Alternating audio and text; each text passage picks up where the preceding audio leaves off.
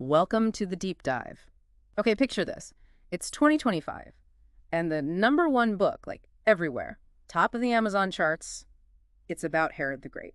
Right, a figure from, what, 2,000 years ago? Yeah. Central to that whole period around the birth of Jesus. Exactly. And the big question Hurston seems to pose is how can this guy who built these just magnificent structures also be capable of, well, unspeakable cruelty? That's the paradox we're diving into today. We're looking at Zora Neale Hurston's take in her book, The Life of Herod the Great, which came out posthumously. And this isn't just a dry history lesson. By the end of this, you'll really get the feel for Hurston's unique view on this very controversial king.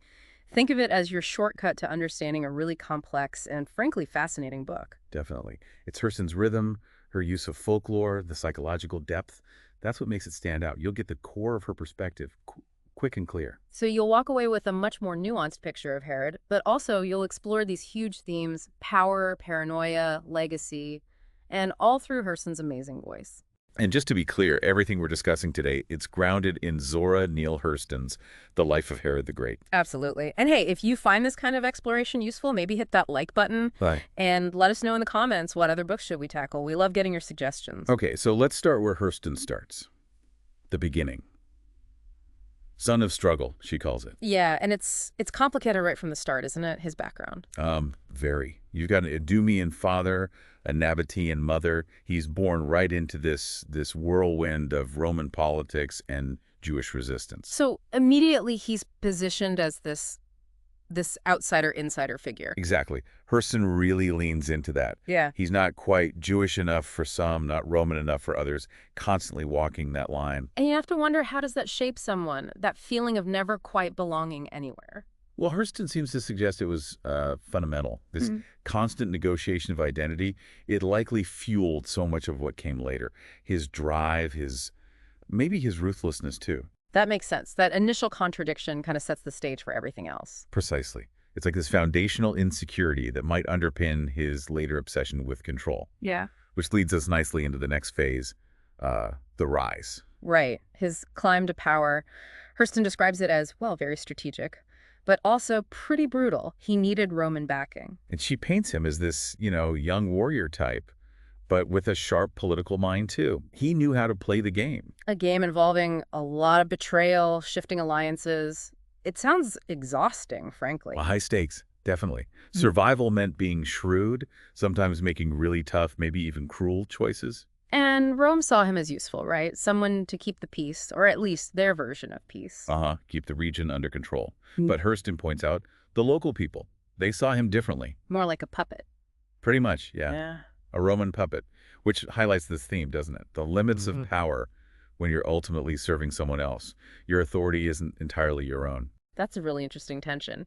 Okay, so he solidifies his power, and then we get to the Builder King. This is where we see the monuments. And Hurston's descriptions here are just, wow, so vivid. The temple in Jerusalem, Masada, Caesarea, you really feel the grandeur. She has such a way with words. It's like you can see the stones, feel the scale, and she connects it to his desire for, what, immortality? Yeah, exactly. This obsession with legacy through construction. There's that incredible quote. Oh, I know the one. If the people would not love him. They would walk through streets that bore his name. Chilling, isn't it? It really is. It speaks volumes about trying to, I don't know, build permanence on the outside because maybe something's missing on the inside. That's how it feels. This huge outward display, masking perhaps a deep insecurity or emptiness. It connects right back to that outsider feeling, maybe.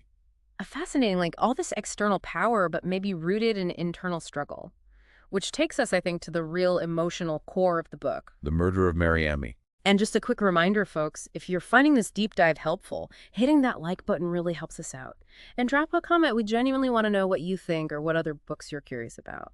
So Mariamne, Hurston portrays their relationship as this epic, passionate thing, but doomed from the start. She even compares them to Othello and Desdemona, right? That level of intensity and ultimately tragedy. Intense is the word.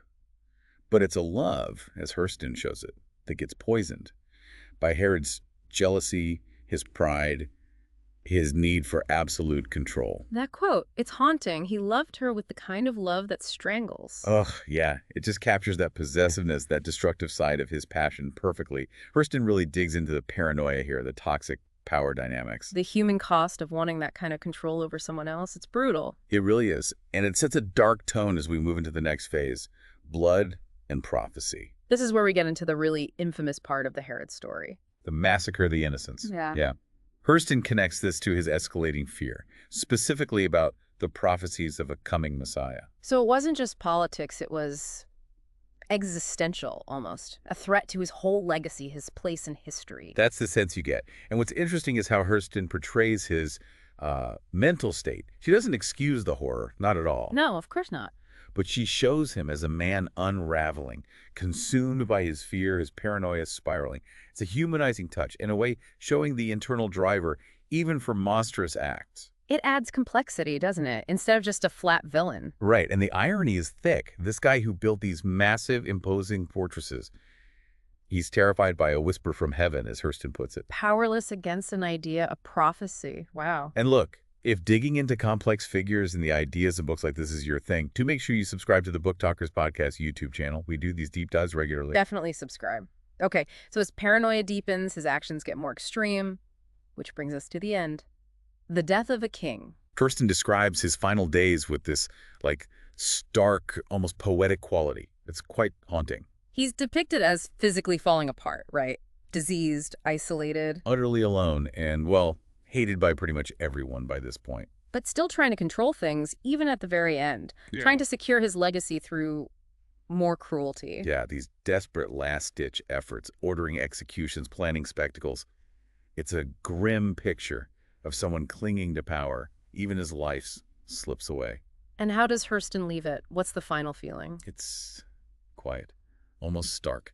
There isn't a big moral pronouncement from her. Just that final image, he died like the stone he built with cold, hard, and unmoved by the weeping. Wow. Cold, hard stone. That's powerful. So looking back at the whole book, what are the big themes Hurston is really exploring through Herod? Well, the power versus insecurity thing is huge, isn't it?